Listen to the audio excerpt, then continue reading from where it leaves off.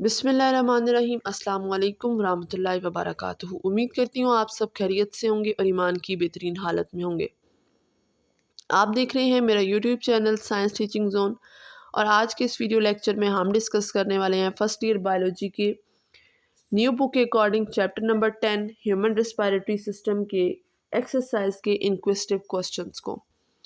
हमारे पास यहाँ पर सबसे पहले क्वेश्चन आता है कि how does the structure of the alveoli optimise the exchange of gases like oxygen and carbon dioxide.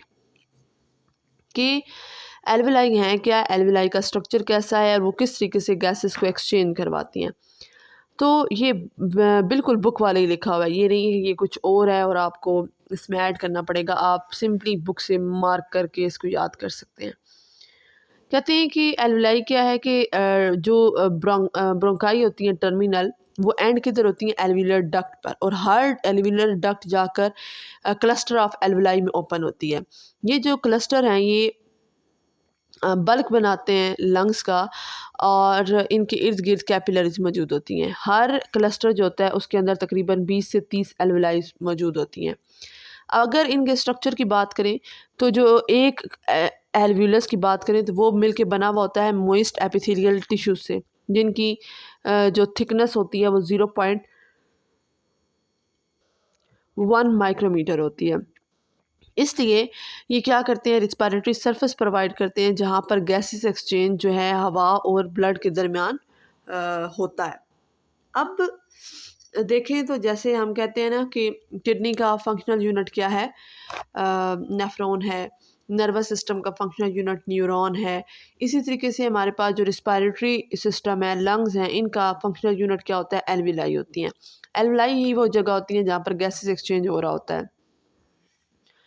The two lungs में contain as many as 700 million alveoli, मतलब लेफ्ट और राइट साइड लंग्स में total तकरीबन जो है 700 million एल्विलाइज मौजूद होती हैं। ये क्या करती हैं, ह्यूज सरफेस एरिया प्रोवाइड करती हैं गैसेस एक्सचेंज के लिए। कहते हैं जब हम सांस अंदर लेते हैं तो एल्विलाई के अंदर हवा भर जाती है, जिससे हमारे जो फेफड़े होते हैं वो फूल जाते हैं। ऑक्सीजन जो हवा के अंदर मौजूद होती है ये एल्विलाई एब्जॉर्ब कर लेती है और ये फिर एल्विलाई से ब्लड के अंदर डिफ्यूजन के ज़रिए छोटी छोटी जो इसके ऊपर कैपिलरीज ने घेरा हुआ होता है एल्विलाई को, उनके ज़रिए डिफ्यूज़ होकर ब्लड में शामिल हो जाती हैं। अब ब्लड सर्कुलेट होता है तो इन कैपिलरी से ब्लड की कैपिलरी से जो ब्लड के अंदर कार्बन डाइऑक्साइड होती है वो डिफ्यूज़ होकर एल्विलाई के अंदर आ जाती है। जब हम सांस बाहर लेते हैं तो ये हवा जब एल्विलाई से बाहर निकलती है तो कार्बन डाइऑक्साइड भी क्या हो जाती है, फेफड़ों से माहौल में चली जाती है। उम्मीद करती हूँ ये क्वेश्चन आपको समझ आ चुका होगा। मज़ीद हम नेक्स्ट क्वेश्चन देख लेते हैं जिसमें कहा जा रहा है कि how do disease like chronic obstructive pulmonary disease, जिसे हम COPD भी कहते हैं, इफ़ेक्ट्स गैसेस एक्सचेंज एफिशिएंसी, कि ये जो बीमारी है ये गैसेस एक्सचेंज की एफिशिएंसी को कैसे असरअंदाज होती है। देखें ये भी आपकी बुक पे लिखा हुआ है, लेकिन आपकी बुक पे 2-3 बीमारियां दी हुई हैं जिसमें से एक एक पॉइंट उन्होंने यहाँ पे लिखा हुआ है। Disease like chronic obstructive pulmonary disease significantly impair gas exchange efficiency in the lungs। इसमें क्या होता है कि जो कैपिलरीज मौजूद होती हैं लंग्स में, उन्हें हम पल्मोनरी कहते हैं, तो उनमें क्या हो जाती है वो ब्लॉक वगैरह हो जाती हैं क्रोनिक, तो उससे क्या होता है गैसेस एक्सचेंज प्रॉपर नहीं हो पाता। COPD के अंदर एक कंडीशन आती है जिसे हम एम्फिसीमा कहते हैं। एम्फिसीमा के अंदर क्या होता है, जो एल्विलाई की वॉल्स होती हैं वो डिस्ट्रॉय हो जाती हैं, तो उनकी डिस्ट्रॉय होने की वजह से ये क्या कर देती हैं, गैसेस एक्सचेंज के लिए सरफेस एरिया कम कर देती हैं और फिर उनके अंदर बहुत कम या एल्विलाई होती भी हैं तो वो डैमेज एल्विलाई होती हैं। इसका मतलब ये होता है कि उनके अंदर less oxygen diffuse into blood होगी और ब्लड से डिफ्यूज़ आउट कार्बन डाइऑक्साइड भी क्या होगी, लेस होगी। सेकंड कंडीशन वो बात करते हैं कि COPD में inflammation can cause thickening of the alveolar capillary membrane. जो एल्वलाई की कैपिलरी मेम्ब्रेन होती है वो क्या हो जाती है, सूज कर मोटी हो जाती है, जिसकी वजह से क्या हो जाता है this increase the diffusion distance for gases slowing down the rate of gas exchange. हमने रिस्पायरेटरी सरफेस की जब प्रॉपर्टीज़ पढ़ी थी तो हमने कहा था कि ये थिन होती हैं ताकि डिस्टेंस कम से कम हो सके, वो आसानी से डिफ्यूज़ हो सके। तो अब अगर उसमें सोजन हो जाती है तो उससे वो मोटी हो जाती हैं, तो उससे क्या होगा, डिफ्यूजन के लिए डिस्टेंस इंक्रीज़ हो जाएगा, जिसकी वजह से गैसेस एक्सचेंज का रेट स्पीड क्या हो जाएगी, कम हो जाएगी।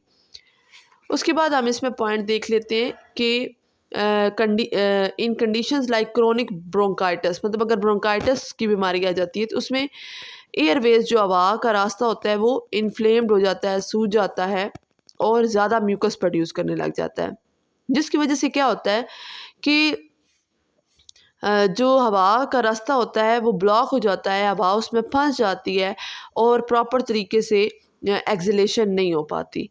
इसकी वजह से क्या होता है, एल्वलाई के अंदर कम से कम फ्रेश एयर आती है, जिसकी वजह से ये रिड्यूस कर देता है ऑक्सीजन अवेलेबल फॉर एक्सचेंज। मतलब जब फ्रेश एयर ही अंदर कम जाएगी तो फिर उसको ऑक्सीजन तबादले के लिए क्या हो जाएगी, कम मिलेगी।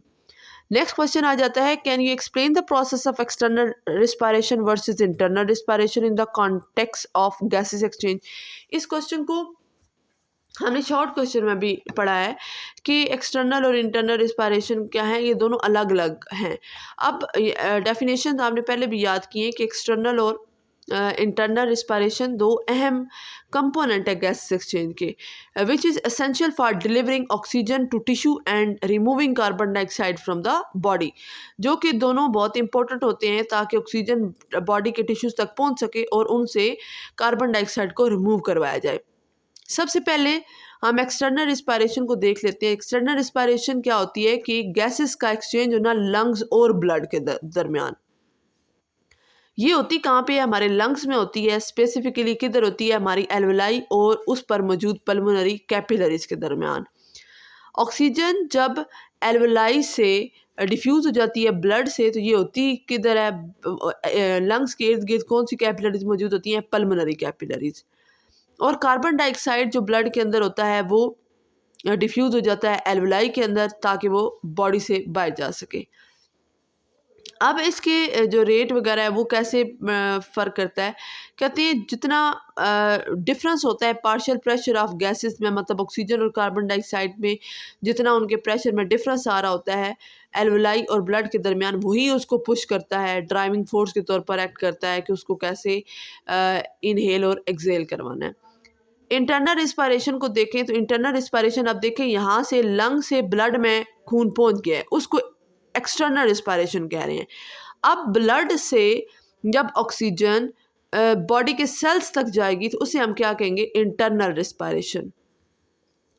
इंटरनल रिस्पायरेशन क्या है, is a gases exchange between the blood and body cells. ये कहाँ पर होती है, टिश्यू लेवल्स पर होती है और सिस्टमैटिक कैपिलरीज और बॉडी सेल्स में होती है। यहाँ पे हमने पल्मोनरी कैपिलरीज पढ़ी थी और ये है systematic capillaries.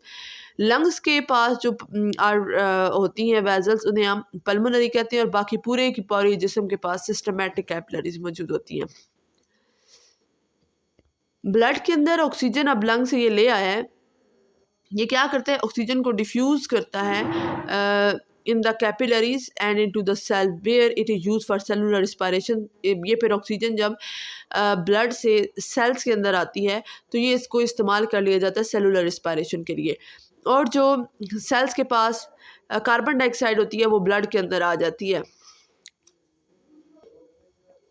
The difference in partial pressure oxygen is higher in the blood than in the tissue. अब देखें ब्लड जो होता है ना आता है लंग से होकर, तो उसमें ऑक्सीजन ज़्यादा होती है टिश्यूज़ की बनिस्बत, और कार्बन डाइऑक्साइड क्या होती है, कार्बन डाइऑक्साइड की कंसनट्रेशन टिश्यूज़ में ज़्यादा होती है इन दैन द ब्लड, इसलिए ये फिर क्या करते हैं, हायर टू लोअर की तरफ मूव करते हैं।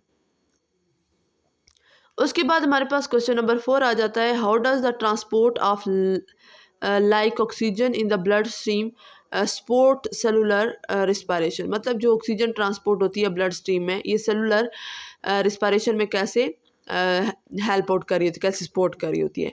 अब देखिए जो ब्लड स्ट्रीम के अंदर ऑक्सीजन ट्रांसपोर्ट हो रही होती है ये सेलुलर रिस्पायरेशन में बहुत अहम रोल प्ले कर रही होती है। कैसे कि ऑक्सीजन एंटर होती है बॉडी में थ्रू द लंग्स, जब हम हवा अंदर लेके आते हैं, जब हम सांस लेते हैं। लंग्स के अंदर ऑक्सीजन क्या करती है, रेड ब्लड सेल के हीमोग्लोबिन के साथ बाइंड हो जाती है। फिर blood stream transport oxygen rich red blood cell throughout the body. फिर जो होता है खून पूरा गर्दिश करता है बॉडी के अंदर, और ऑक्सीजन फिर अपना जो हीमोग्लोबिन होता है, oxygen is release from haemoglobin and diffuse into the body cell. ये फिर ब्लड से किधर चली जाती है, बॉडी सेल्स के पास चली जाती है। सेल के अंदर ऑर्गेनेली होती है माइटोकॉन्ड्रिया। माइटोकॉन्ड्रिया क्या कर लेती है, ऑक्सीजन को यूज़ कर लेती है फॉर एरोबिक रिस्पायरेशन, और ये एरोबिक रिस्पायरेशन में क्या करती है, ग्लूकोज को तोड़ती है ऑक्सीजन की मौजूदगी में और एटीपी एनर्जी को प्रोड्यूस करती है। देन यहाँ पर हमारे पास इसका लास्ट क्वेश्चन है जो कि है what are environmental factors that can influence gases exchange in humans, कि कौन कौन से ऐसे इन्वायरमेंटल फैक्टर्स हैं जो इंसानी गैसेस एक्सचेंज के प्रोसेस को असरअंदाज कर रहे होते हैं। तो उनमें हमारे पास सबसे पहले आ जाता है एल्टीट्यूड। एल्टीट्यूड कहते हैं ऊंचाई को, कहते हैं जितनी ज़्यादा ऊंचाई होगी, ऊंचाई पर एयर का प्रेशर उतनी कम होगा, तो ये कम कर देगा पार्शियल प्रेशर ऑफ ऑक्सीजन का, जिसकी वजह से ऑक्सीजन को ब्लड के अंदर डिफ्यूज़ करना मुश्किल हो जाता है, और जिसकी वजह से हाइपोक्सिया हो जाता है, मतलब ऑक्सीजन की कमी हो जाती है। उसके बाद एयर पोल्यूशन की बात करें तो जो पोल्यूटेंट्स होते हैं जैसे कार्बन मोनोऑक्साइड है, ये लंग्स के टिश्यूज़ को डैमेज कर देते हैं। जब लंग्स के टिश्यू डैमेज हो जाते हैं तो फिर गैसेस एक्सचेंज की एफिशिएंसी कम हो जाती है, क्योंकि एल्विलाई से ब्लॉक हो जाती हैं। उसके बाद हमारे पास आ जाता है टेम्परेचर। अब देखें, जब ठंड होती है ना, ठंड में जो एयरवेज होते हैं वो सिकुड़ जाते हैं, जिसकी वजह से रिस्पायरेटरी एफिशिएंसी कम हो जाती है। जब ज़्यादा टेम्परेचर होता है तो उससे ब्रीदिंग रेट ज़्यादा हो जाता है, जिसकी वजह से पोटेंशली ये डिहाइड्रेशन काज करता है और रिस्पायरेटरी पैटर्न को चेंज कर देता है। ह्यूमिडिटी, नमी की बात करें तो जब बहुत ज़्यादा नमी होती है हवा के अंदर, तो जो बंदा सांस लेता है जब, तो उसे मुश्किल होती है, स्पेशली जिन लोगों को दमा वगैरह होता है उनको, क्योंकि उनकी जो एयरवे रेजिस्टेंस होती है, रुकावट होती है, वो बढ़ जाती है, तो उनको सांस लेने में मुश्किल हो जाती है। और जब बहुत ज़्यादा कम होती है ह्यूमिडिटी, तो उससे बिल्कुल खुश्की वाला मौसम हो जाता है, तो हमारा जो रेस्पिरेटरी ट्रैक्ट होता है वो बिल्कुल खुश्क हो जाता है, और इससे हमें जलन, इरिटेशन वगैरह हो जाती है। उसके बाद हम स्मोकिंग की बात करें। स्मोकिंग क्या है कि it introduces harmful chemicals into the lungs. जब धुआं वगैरह होता है तो उससे केमिकल्स वगैरह हार्मफुल निकलते हैं, जो कि सांस लेते हैं हम तो वो हमारे अंदर चले जाते हैं, और ये हमारी एल्व्यूलर वॉल्स को डिस्टर्ब करते हैं, डैमेज कर देते हैं, जो कि क्या कर देता है, नॉर्मल गैसेस एक्सचेंज के प्रोसेस को मुतासर करता है।